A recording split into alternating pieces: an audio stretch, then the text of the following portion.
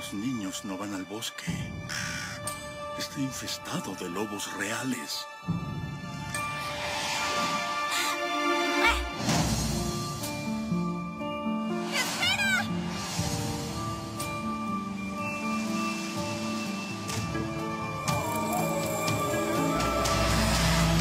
Sal de tu escondite.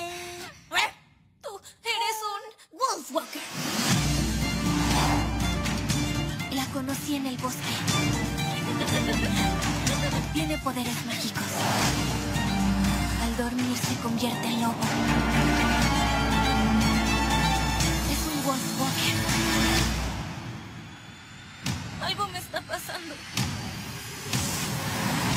¡Sé un lobo!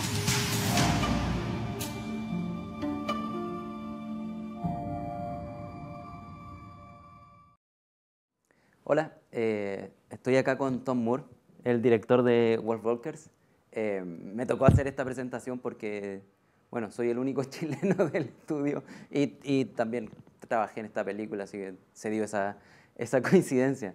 Así que quería conversar un poquito con Tomm. Voy a tratar de hacer un poco de entrevistador, pero no sé si me va a salir muy bien, pero vamos a hablar un poquito de la película y su influencia histórica, gráfica y cómo se hizo. So, hello, Tomm. Hi, How Victor. are you?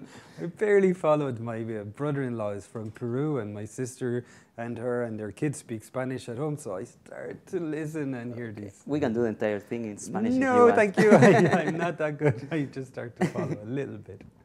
Okay, so can you tell us about Wolfwalkers? Like, can you tell about the movie itself? I mean, it began in 2013. Ross Stewart and I were co-directors on the movie, actually, and we had the idea together. We were discussing something that we wanted to, how we wanted to focus on a movie that we might direct together. I was still working on Song of the Sea at the time, and Ross was a concept artist on Song of the Sea, but he was also working in Laika, and he had a lot of experience, and we sort of tried to discuss what kind of movie we would like to make if we could make whatever we wanted, you know. And we both sort of felt it was a good idea to develop a third part of the three-part trilogy that we didn't realize we were making, but we sort of felt, yeah, number 3 would be good. And we both had been frustrated a little bit with the previous projects because budget and time and inexperience meant that some of our ideas we couldn't do. So we said, you know, let's think of a project that we could put all those frustrations into and really experiment a lot with style and everything. But we wanted the story to be something we were really passionate about. And so Ross and I are both, you know, vegetarian, and I'm a vegan, and very involved with animal rights and very concerned about extinction, you know. And even in 2013, it's only gotten worse, but there was a lot of talk about the 6th extinction, and the idea that we were losing species at a phenomenal rate. I mean, you know this in Latin America as much as anywhere. But the sad thing was that in Ireland, it seemed like the things that were happening in other countries had happened back in the Middle Ages, sort of here. And we talked about how the wolves had been so important to Irish culture. It was such an important part of Irish mythology and folklore and even Irish identity that Ireland had once been called Wolfland. And it's so sad to think that like mega fauna, you know, such a beautiful species was completely wiped out. And so we talked about that, and the fact that Ireland was called Wolfland was because the English felt that it was a totally untamable country. And I think that's really interesting because I don't think they ever fully tamed us. I think the Irish always feel that they kept a little wildness no matter what influences. So we thought that was interesting to think about and talk about. And then I was talking to Ross about stories that I knew from when I was younger about the wolves of Ossory, which is a kind of Irish version of the werewolf, but not really a werewolf, because in Gaelic the wolf is Mac Tíre, which is son of the land.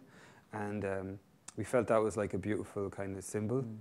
And we talked about the fact that they weren't really monsters. It was like St. Patrick had put like a curse or a blessing on the people who wouldn't convert, that when they fell asleep they would leave their bodies as wolves, and so anything that happened to the wolf would happen to the human.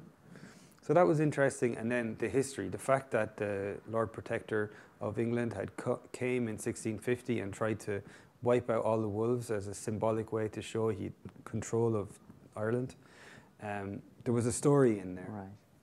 And so we thought that the first idea was, what if a hunter encountered a person that they, were friends with or fell in love with or something, and then that person turned out to be a wolf. And we thought, oh, that's really interesting, because then we have the opportunity to show somebody, and I think this is more important now than it ever was, show somebody changing their point of view from one of completely the opposite. And that seems so impossible these days. People seem fixed in their point of view and they won't change, and they don't know how to see the world through the eyes of someone else, never mind through the eyes of another species. So we thought it was a powerful idea that we could have.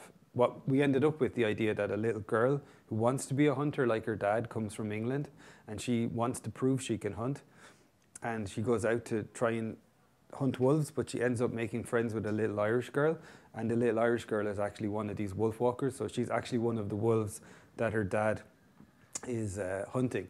And so there was natural conflict there, all the themes we wanted to deal with were in that concept, and we knew it was a strong concept, and we started working on it 7 years ago, so there you go. So before going to the actual art of the movie, how do you feel about history? Because this is a movie that plays with a different concept in history, and you have Cromwell, which is a huge part of your country's history. How do you feel about having him in your movie? And we were a little bit, at different times we felt a little bit ambivalent about naming him Cromwell, and actually in the movie he's not actually called Cromwell. Anybody who knows Irish history or English history will know the Lord Protector was Oliver Cromwell. Sometimes the people in the movie call him Ironsides, which was his nickname, but we didn't call him Cromwell because we wanted to keep it pretty universal, but it was strongly inspired. I mean, we grew up here in Kilkenny, we're surrounded by the history, like we still have a castle, plenty of buildings from that time period. So for us it was very natural to draw on that history, but we didn't want it to be only for people who knew the history. So we tried to keep it kind of broader, and for him to represent a certain type of character that's existed even today. Yeah, and one of the things, at least personally, I really liked it was, you were able to play with the history and change it. You are retelling. I don't know if this maybe it's a spoiler. No, but it's like in Glorious Bastards. We took the opportunity to imagine a better version of Ireland dealing with colonialism. It's like a hopeful story, and that's what you can do with fantasy and with folklore, and you can kind of tell the story again from another point of view. So we took advantage of that, and then we also hoped that we would make something more hopeful, because to just tell the story as it was would be so much more tragic, and we talked a lot about that, but we wanted to leave a little bit of hope at the end, for a young audience and for a modern audience, that they would take some power from that, you know. No, and also you can change history, I guess, in some way. I mean, not only in the movies. No, because I was thinking about that a lot, because I come from Latin America, and we have a similar history about autocratic, and we have our own Cromwells and our own. And the same guys from the same period who had this misguided idea that, well, at least it was a justification. I actually believe Cromwell was a true believer. Sometimes I wonder if some of the conquistadors just used it as an excuse to be greedy and to take. But definitely, I think Oliver Cromwell was a fanatical Christian who really believed that he was doing something positive for the world by killing Irish people, and he just saw the natives as something to be tamed and civilized, and I think there's definitely parallels to Native American history. Right. Yeah, no, totally.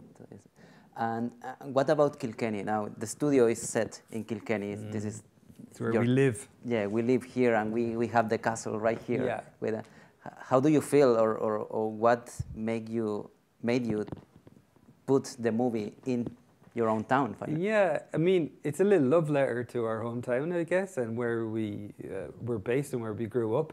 Ross and I always had an ambiguous relationship with Kilkenny, because I think when you're a kid and you're ambitious and artistic, you dream of, you know, going to work in Paris or London or Los Angeles, and yet we find ourselves here in Kilkenny. So it was a little bit of a return to appreciating where we're from. And what was really special was having people like yourself, people from all over the world working on the project, and we could introduce them to the town they were living in and talk to them about the history of the town they were in, and they would bring their impression or their perspective, and I think that really enriched the movie a lot. Yeah, yeah. No, it's, I mean, for me it's very interesting. Kilkenny is a small town, and it's very, when I just arrived here, for me it was, oh, Tomm is like at the supermarket. It was like, wow. Now I'm more used, but I love that. Like, this is like a small town, and it's I mean, it's not that small, but it's small. It was an important town in history. It was like, it was the capital. It was why Cromwell really wanted to crush Kilkenny, because it was the Catholic capital. And when Ireland, and of course, he was Protestant, and that meant a lot, and still a very painful part of Irish history, and up till today. But at the time, it was symbolic for him also to crush us, because it was the capital of the Catholic Confederacy. But yeah, I mean, it's a tiny town by today's standards, but it's actually a medieval city. So we are all very proud of its city status. And something for us that's always been funny is that there's almost, between Cartoon Saloon and our sister studio, Lighthouse Studios, there's almost 300 animation professionals working and living in Kilkenny, and yet we still have the problem that the thing that Kilkenny people are most proud of is hurling, and it's the national pastime, it's the national sport, hurling, and Kilkenny are the best at it.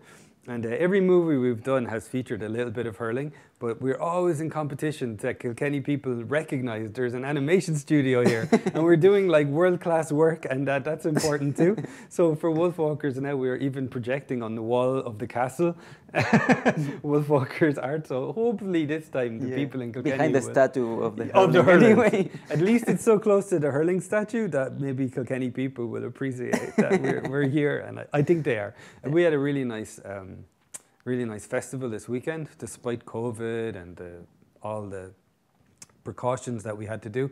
We managed to show the movie to the people of Kilkenny in the cinema over the weekend and do some sketching tours and stuff. So I think that was something nice. Yeah, that was very nice.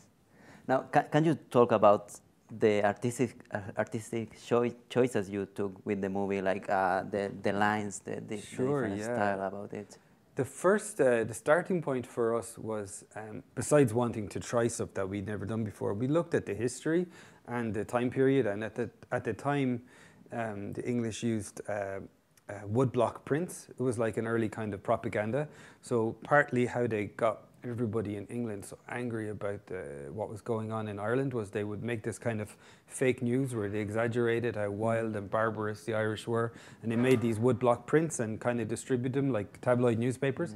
So it was really interesting to look at how we had something very similar actually. Oh really? Chile, yeah, the Lira Popular, they used, and also they were telling like fake news with monsters and cartoons, and they showed the Irish were like eating babies or whatever they could come up with to, you know, make the people in England feel that Ireland was a wild place that needed to be tamed and was a danger, a threat.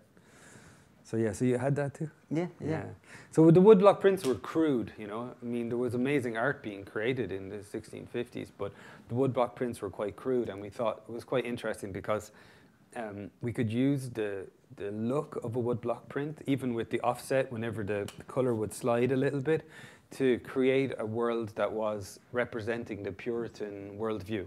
It was the worldview of the English, and in particular Oliver Cromwell. And we kind of imagined that the whole town was under this influence of this worldview. So inside the town, everything is like a woodblock print.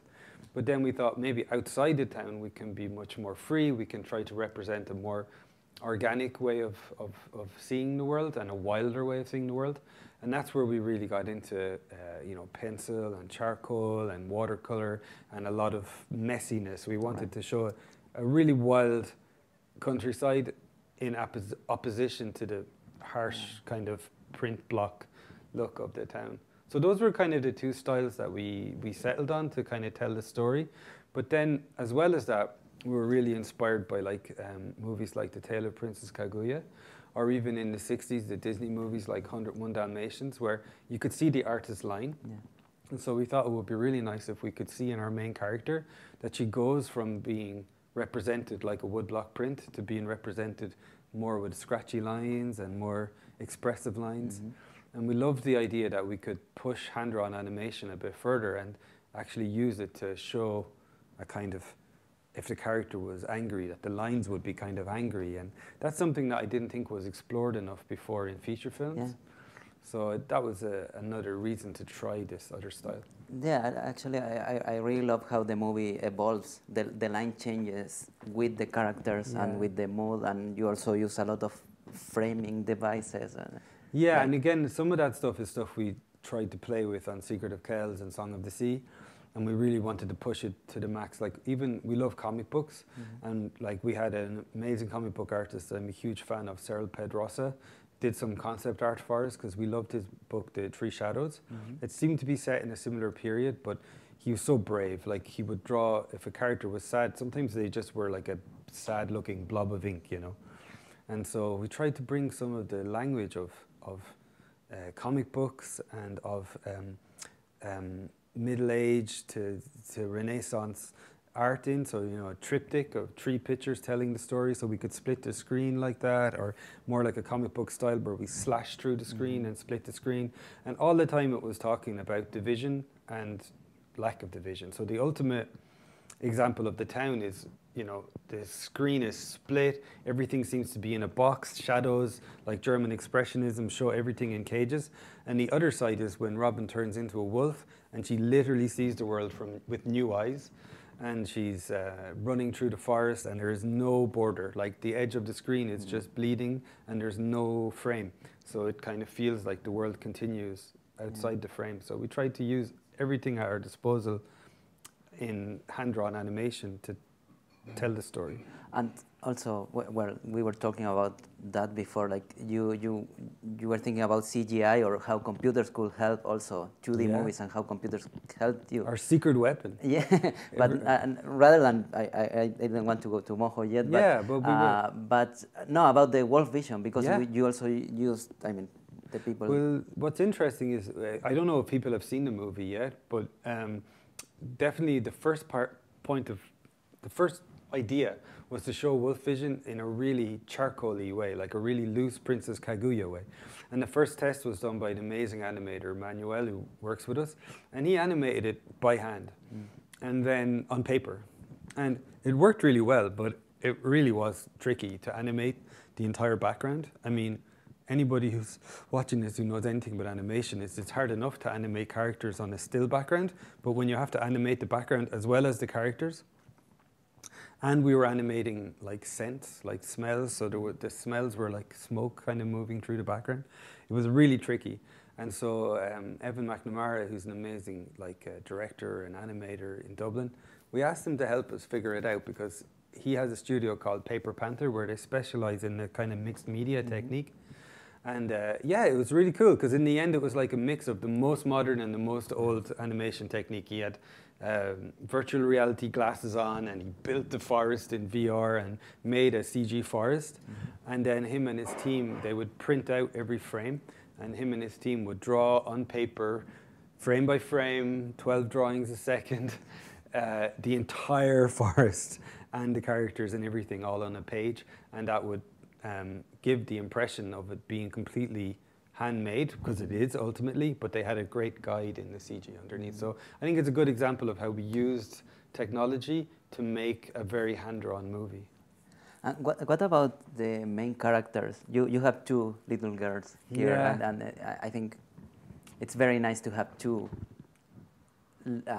women leading the movie. And yeah, that was something that we came to a little bit late in the process, because somehow, maybe it's because I'm a man and remember being a little boy, and I had a little son that grew up while I was making Secret of Kells and Song of the Sea.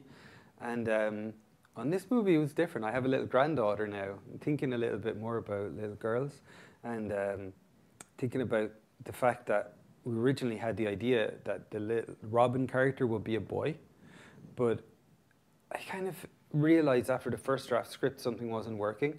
And when we hit upon the idea to make her a little girl, it just made so much more sense. And I really fell in love with the character because I based her a lot on my wife as a little girl, and I felt there was a lot of, not just like physical similarities, but just in her spirit and how fierce she was and independent, and she was always coming up against the fact that even in 20th century, the things a little girl was expected to do compared to a little boy was still quite oppressive. But in 1650, it was basically impossible for a little girl to, in Puritan society, to break out. And then we realized, well, it's amazing because Irish pagan society was very matriarchal, and women were really equal or not, maybe more powerful. And there was so many things that they lost when they became Christian. And I think there was kind of a worship of like the Virgin Mary in Irish Catholicism as a kind of replacement for this goddess that we'd lost. You know, we had a trinity of goddesses. And so we thought, oh, it's so interesting how matriarchal and so focused on the idea of a mother goddess rather than a father. So it was perfect, right? So Cromwell and Robin's father represent this patriarchal worldview, and Maeve and her mother represent this matriarchal worldview.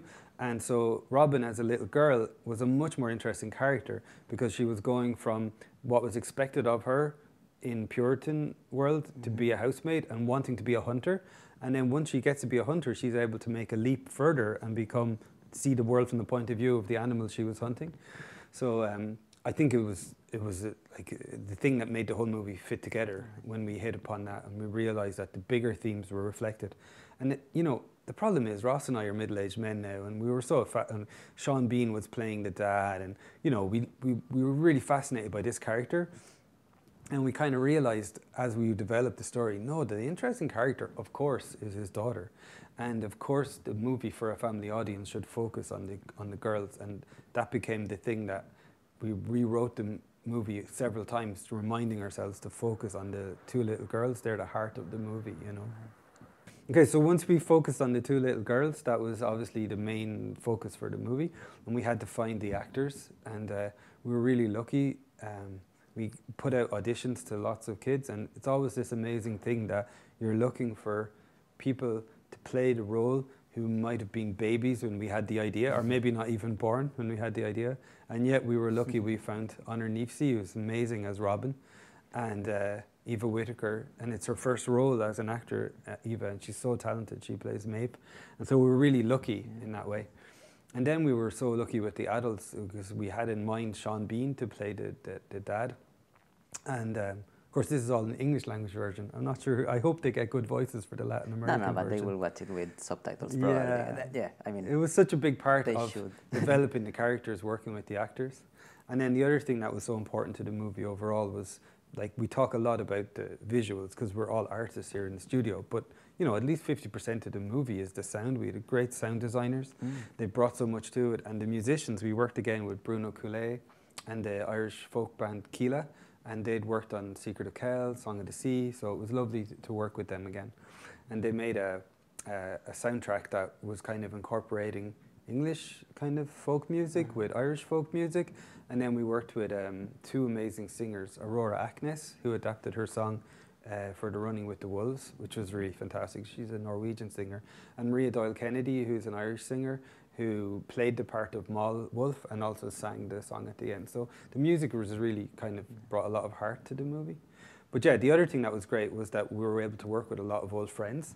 And so even for the compositing department, another secret weapon, a lot of old friends who'd worked with us before in the Belgian studio, Digital Graphics, were that studio had kind of closed down.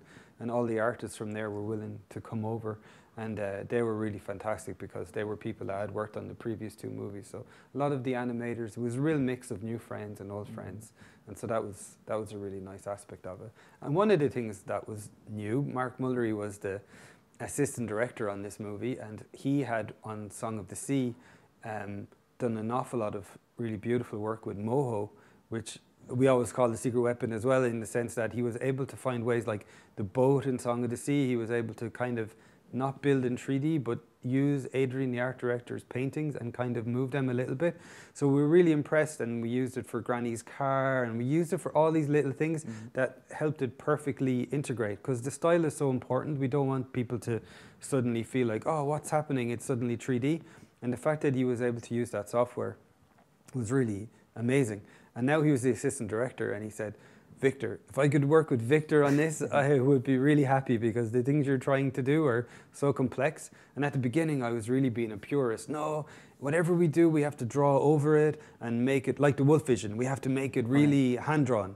And but then Mark had you do some tests, and I was so blown away. I wanted to do more and more Moho after you began, so it was really a pleasure. And it was so important, because you did so much of the movie, and you made so much of the movie integrate perfectly. So maybe you can talk a little bit about your work now. Yeah, I think I can jump now. Well, thank you. Okay, voy a hablar en español ahora. Yeah. It's okay. So I want to show some, no, en español. Quiero mostrar algunas de las... Wow. Amazing. Mi cabeza. Quiero mostrar algunas de las escenas que animamos. Éramos un equipo pequeñito de 3 personas que hacíamos Moho. Y la idea, como lo que decía Tomm, es cómo integramos la animación por computador, pero haciendo que se integre esta animación que es 2D, que se vea bien, que no se sienta que nos salte, que no se sienta como una rareza.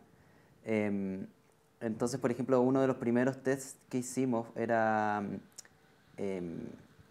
animar esta... Uy, esto no se ve aquí, espera.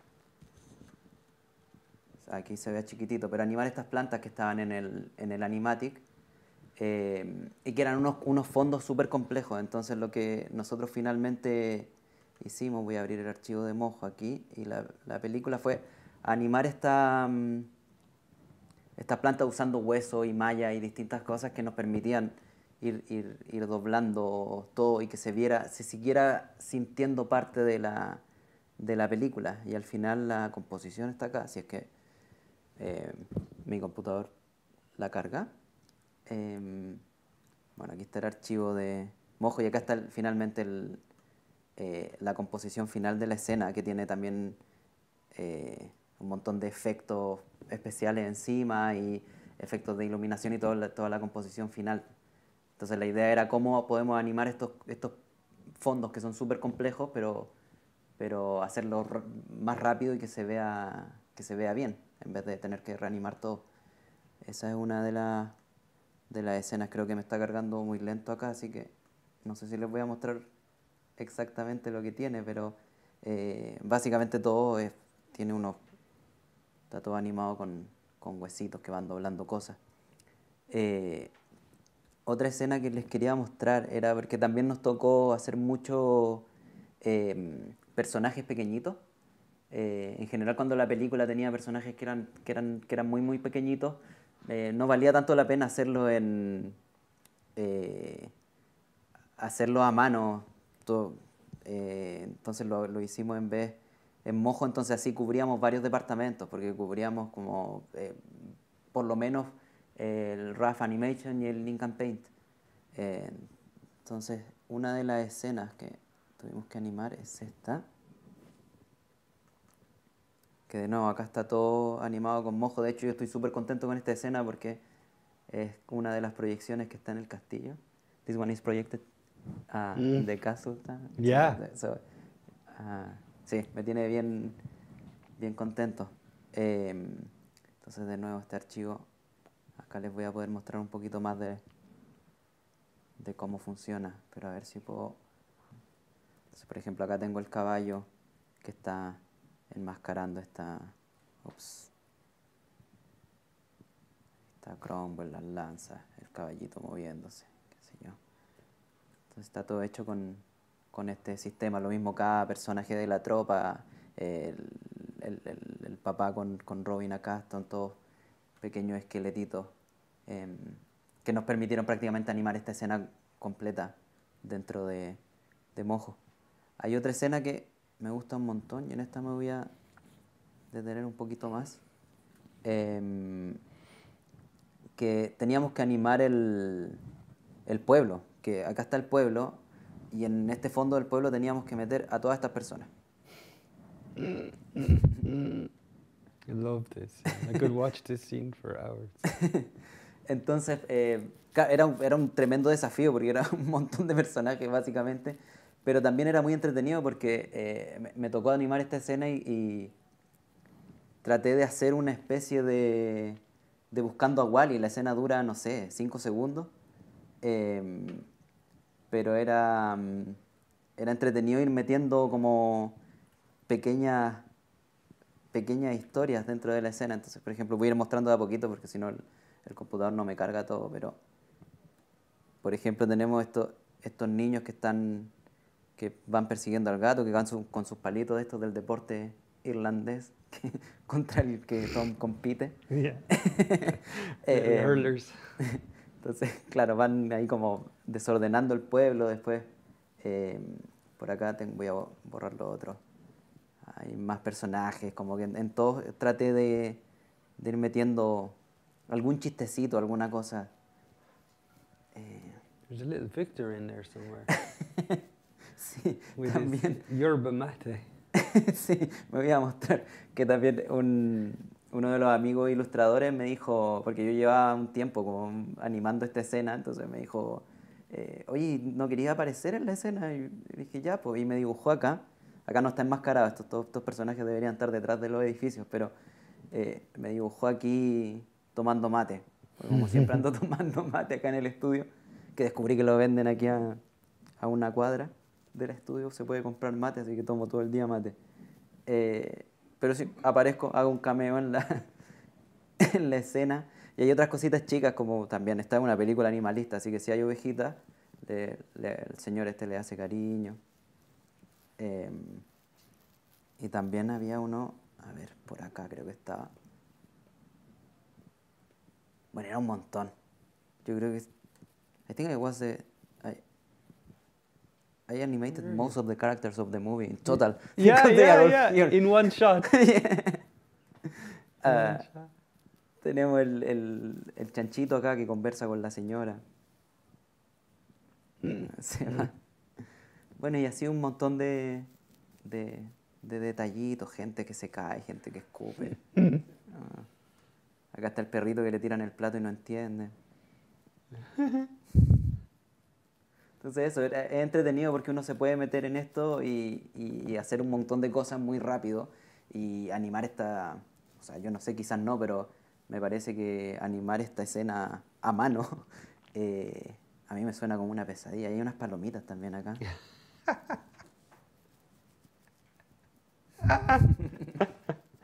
Oh, it's amazing. It's a little romance. Así que eso, fue muy entretenido animar esta escena con montones y montones de personajes. Y lo último que les quería mostrar de las escenas que animamos es esta escena que era un cañón, que acá yo creo que tiene que ver con lo que hablaba Tomm, del integrar como estas armas secretas, que este cañón lo quería, o sea, al principio hubiera sido animado cuadro a cuadro, pero el cañón tiene un montón de textura y es un elemento del fondo, en realidad es súper complejo. Entonces al final lo animamos en Moho y aquí quedó integrado con la animación tradicional. Entonces era una escena súper compleja de este cañón viniéndose encima de la cámara. Y si metíamos un cañón 3D ahí, porque el cañón este podría haber sido un elemento 3D, pero hubiera saltado, no hubiera quedado bien en el lenguaje de la película. Entonces la idea era cómo logramos hacer que este cañón se sienta con esa tridimensionalidad, pero no con la perfección del 3D. Así que armamos este cañoncito que es todo 2D y va moviendo, distorsionando las texturas. Tiene un montón de controles. Y, por ejemplo, a ver si lo encuentro, tiene un montón de mallas también. Por ejemplo, tiene esta malla acá. Entonces, déjame encontrar el keyframe. Cuando el cañón se va acercando a la pantalla, la textura esta también se va moviendo, la textura del centro. Entonces fuimos ocupando un montón de truquitos como este para ir dando la sensación de profundidad, pero manteniendo el estilo plano. Parece que borré una rueda, ahí está. Entonces lo mismo, el cañón puede apuntar más al centro, más arriba, y en realidad se está escalando nomás esto. Y así, un montón de cositas. Entonces hubo muchas escenas. Bueno, rompí la animación ahora, pero hubo... está todo roto. Pero hubo un montón de escenas en que en el fondo nos pedían cómo podíamos lograr animar algo que era muy difícil. En general nuestro equipo siempre decía, sí, es posible, pero en realidad no teníamos idea de cómo lo íbamos a hacer. Y lo teníamos que ir inventando en el camino. Que eso es súper entretenido también de trabajar en Cartoon Saloon, que te permiten ir experimentando un montón. Y en general resulta, pues hay algunos experimentos que no resultan y se buscan otras opciones. Pero es entretenido. I think that's it from my part. Is it? Oh, that's pretty. There yeah. was so much that you made, but that's great. Yeah, I mean, I could show maybe... Yeah, I have some other scenes, like this one. Yeah, it's important to show. I mean, I think for me, what's interesting as well is that we can talk about the fact that we used more and more, and now in the next movie, you're doing even more. Maybe talk a little bit about that. Yeah. Sí, perdón, voy a hablar en español. Go for it, yeah. Claro, ahora en este momento yo terminé de trabajar en Wolfwalkers hace como un año ya. Y ahora estamos trabajando en My Father's Dragon, que es la siguiente película de Nora Tommy, que es la directora de Breadwinner, una persona tremenda también. Y en este caso estamos incluso usando más y más mojo, porque hay muchos elementos. La película pasa sobre una isla que básicamente está viva, entonces todo se mueve, está lleno de plantitas que tienen que reaccionar, que no sé qué, está lleno de personajitos pequeños y de distintos detallitos. Entonces nuestro equipo ahora está creciendo y podemos experimentar más y más con eso. Es un desafío súper grande, ¿eh? La película está quedando súper linda, but it will be released like in 2 years, many years. or 2 or 3 years. Yeah. Well, I want to say thanks to Chilemonos for inviting me to speak and for allowing us to present our esteemed Chilean animator, Víctor. So I hope you all enjoy the movie when you get a chance to see it. Sí, y si pueden verla, y si tuvieran la oportunidad de verla en un cine o por lo menos una pantalla bien grandota, sería súper bueno. Muchas gracias. Change your constitution. Sí, y, o sea, si quieren, aprueben la nueva constitución y convención constitucional no mixta, que si quieren. Let's fight. Great.